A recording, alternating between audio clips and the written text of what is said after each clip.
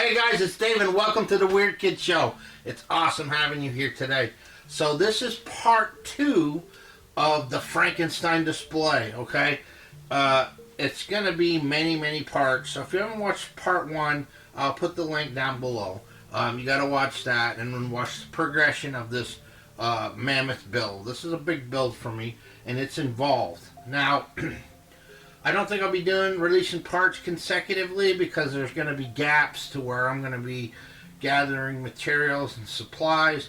But don't worry, I'm going to have fillers. But please, keep your eyes on this as this thing develops. So last week we talked about building the armature and then planning this thing out, you know. And that's exactly what we did. I had stuck a piece of PVC in there, and I had figured out roughly where I wanted the shoulder joints, and then using some 90s, we fit this thing together with a cross piece. So this weekend, I started to fill it in, okay? And basically, I just used couch foam, okay? And I wrapped it around, and then with some good duct tape, I would get it going. And you'll find that even though you got resistance from that foam, it's wanting to snap back to its original shape. Once you get going with that duct tape, you can actually manipulate it and push it in and contract it. You can create ridges, like you can make it real tight in one area to bevel it. There's all kinds of stuff you can do. So basically I just wrapped it, and then I wrapped some over this way, and then I wrapped some around the neck, just to get a very basic shape. And then I was able to take foam and put pieces in and duct tape that, and that would to start to create the anatomical contours, like the pecs here. And I was able to cut a strip here to where that would serve as like a collarbone, okay?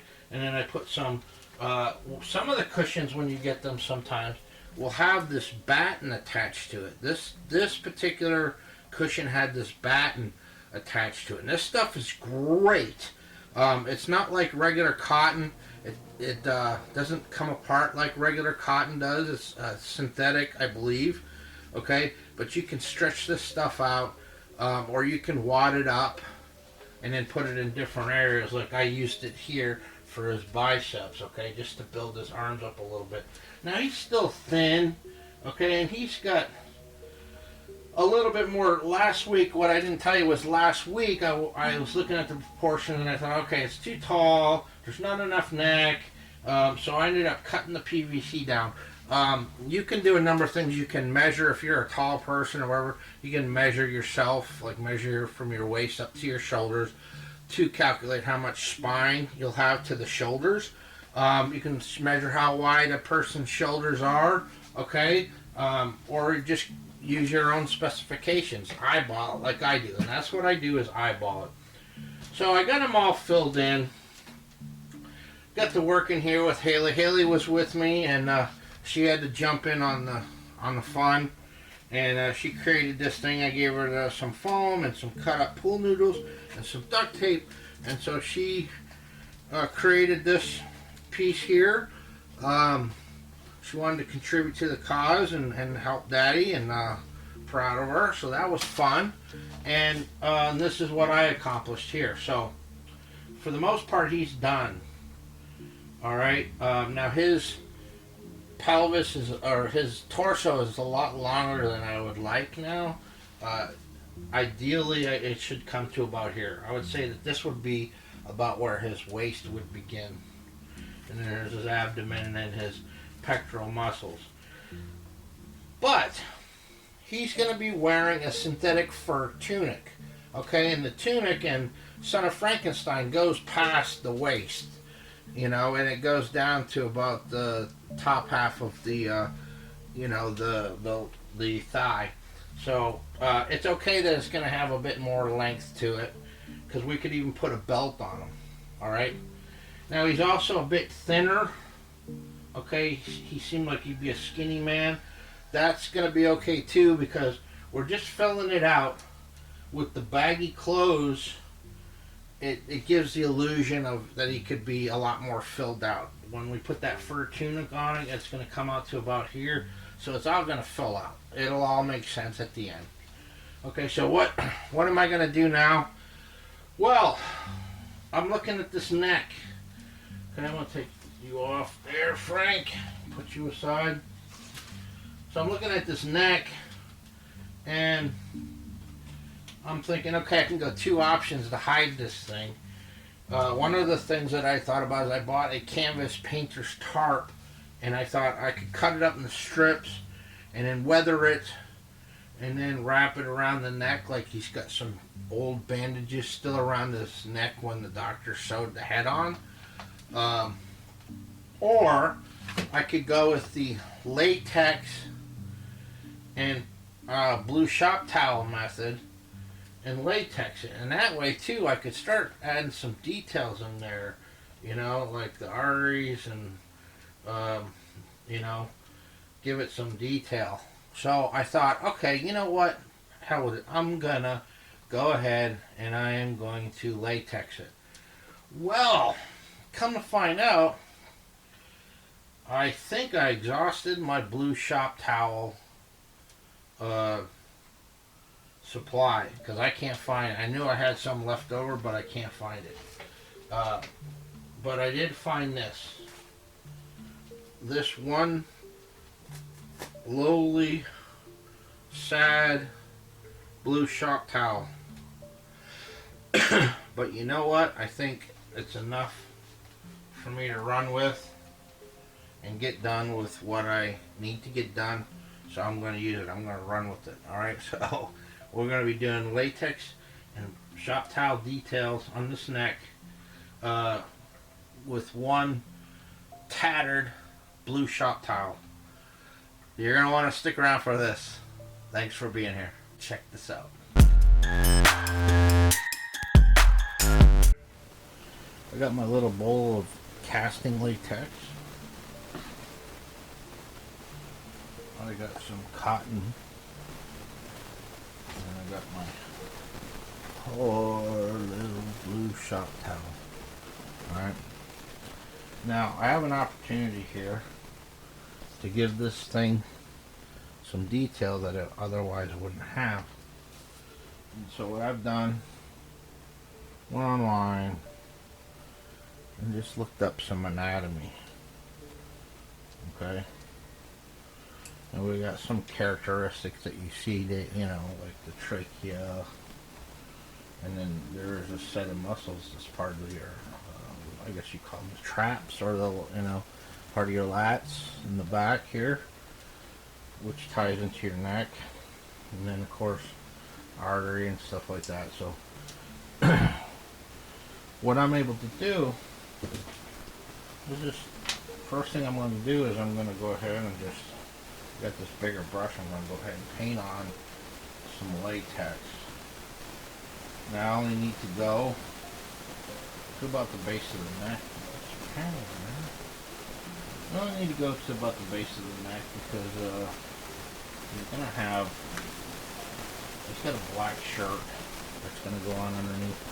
And I see that there were some hairs that I had cut on the mask. And then some longer ones, and I must have taken them. Alright, so that way I can fill in, if you see like these little holes, or crevices, or if you're from England, crevasses, in the tape. It's the way you can stuff some latex in there, and it'll help bind. So I'm going to go ahead and slap this. I'm just going to do this front section here. Alright, and then I'm able to take my cotton, just kind of unroll it a little bit, lay some right here, one down, put a little dab up here, and push it into it.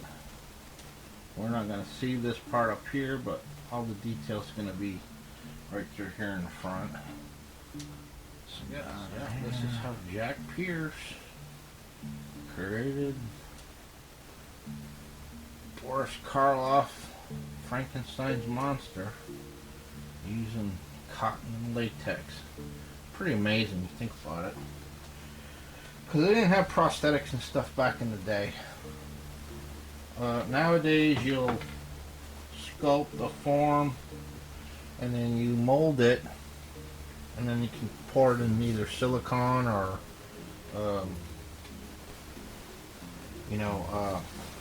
latex, foam latex, and then reuse that that mold for your prosthetic.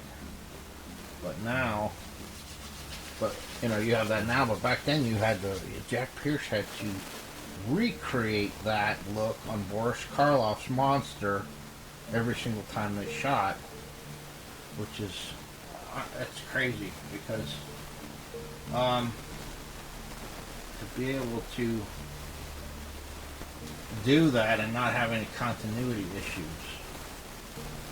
When I say that, meaning he was able to duplicate it each and every time. It's amazing. Alright, so I just laid the first section of my blue shop towel on there. Okay, and wrapped it around. I'll go ahead and take my brush on there. Alright guys, and this is what I ended up with. I was able to use that last piece of scraggly blue shop towel. There isn't any in the back, although there is latex, but we don't need, that's the back, you're not going to see that, okay?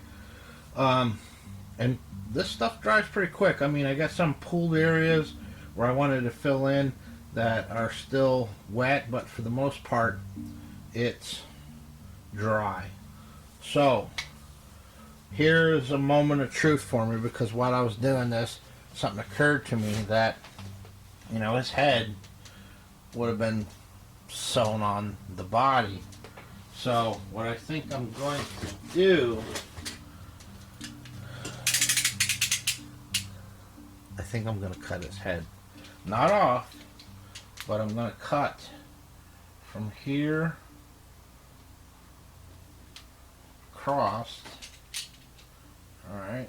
Once it's cut and I get all the latex in there and create like a little crevice, then I'm going to let that dry and I'm going to put in some perma-blood, okay, inside the crevice, and then we're going to be like real Frankenstein, Dr. Frankenstein, because I'm going to sew it back together using a surgical needle.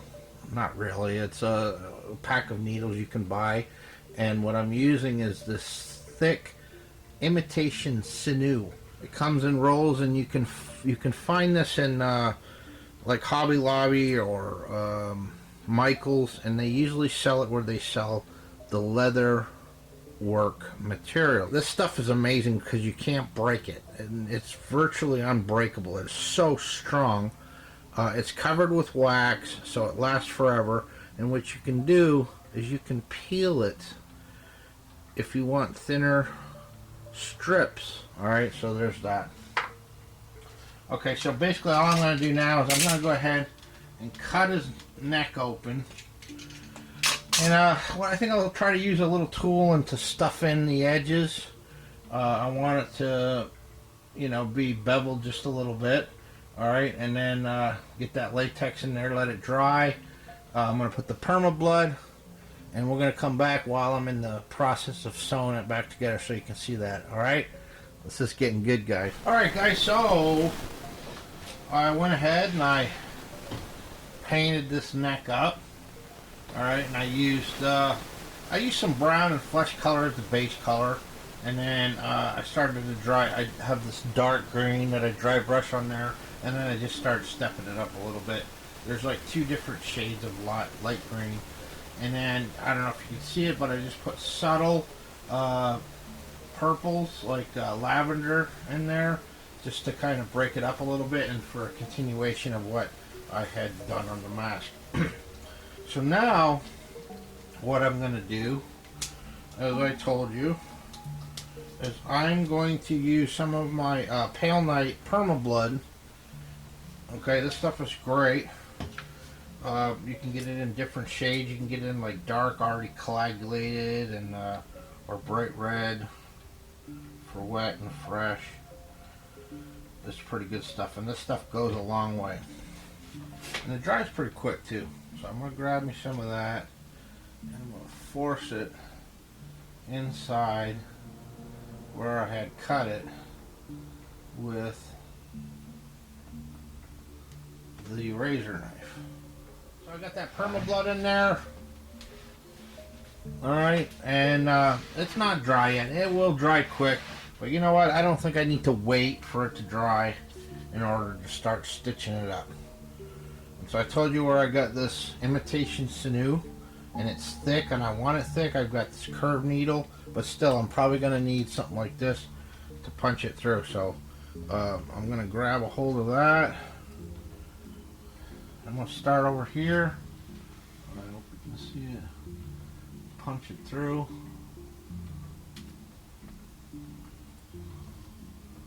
Just feed it through. In theory.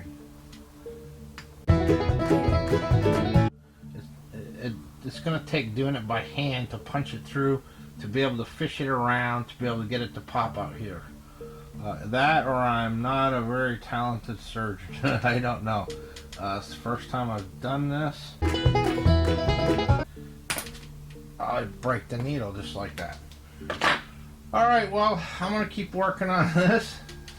This is, it doesn't always go to plan, but I'm leaving this in here to show you guys. Sometimes things don't always go the way you plan. I just broke that needle there trying to torque it over. But that's okay, you know. I'm going to go ahead and get the straight needle, and we're going to figure this out and get back on track. So stick around. Alright guys, I'm done. Alright, and yeah, I was having a hard time. First I was going in too deep with the needle, then I was just too rough with it. I snapped the needle, so I ended up going with a straight needle. Now I buy packages of these special needles. They're larger with bigger eyes, made for this thicker stuff, and that too can be found where they sell this. All right, and you're gonna want to get it, because a regular needle, you're not gonna be able to thread this stuff through at this diameter. So yeah, I finally got it all stitched up. He's all stitched up, and then as you can see, when you pull the stitch, it pulls in that material where I cut it. So I like that because it looks beveled, like it's an actual incision. And then what I did was that permablood that I put in there, I came back with my brush and I worked it in there, because I don't want like bright red blood. That doesn't make sense with a cadaver like this, which is what Frankenstein's creature is. It's going to be more like you're going to see remnants of like the bruising and stuff like that. So what I did was I worked that blood into and around the incision and the stitches. It brought it down, it dulled it down, and to me it tied it in a lot better. Okay, so that's done. Alright, so what we're going to do next week when we come back is I'm going to go ahead and I'm going to start getting some clothes on this guy, and I think possibly there might be maybe one more video on just Frank itself, where we're going to get into weathering his costume and putting in some of the fine details and stuff like that. So we'll see. But anyways, that's going to be it on this build for this week, guys. I hope you enjoy this. I hope you find it useful. It is super fun. It does, you know, even when you have little mishaps like we did, it's still fun, and you just pick up and move on. But anyways, please go check out my brothers, Keith from Cobwebs and Candlesticks and Vic Springston from Monster Misfits. Together we make up the Trio of Terror. Please like and subscribe and hit the bell and get notified when I upload future videos. And there's so much to come, guys. Me and the Trio of Terror are going to carry you guys right through to Halloween and beyond. So there's no reason why you guys can't start getting ready for your haunt in February. Alright, so please. And if you like this and you want to see the progression of this, you're going to want to subscribe and keep tabs on it, because he's going to look very different when we're done. So anyways, guys, I appreciate you so much, and until next time, peace.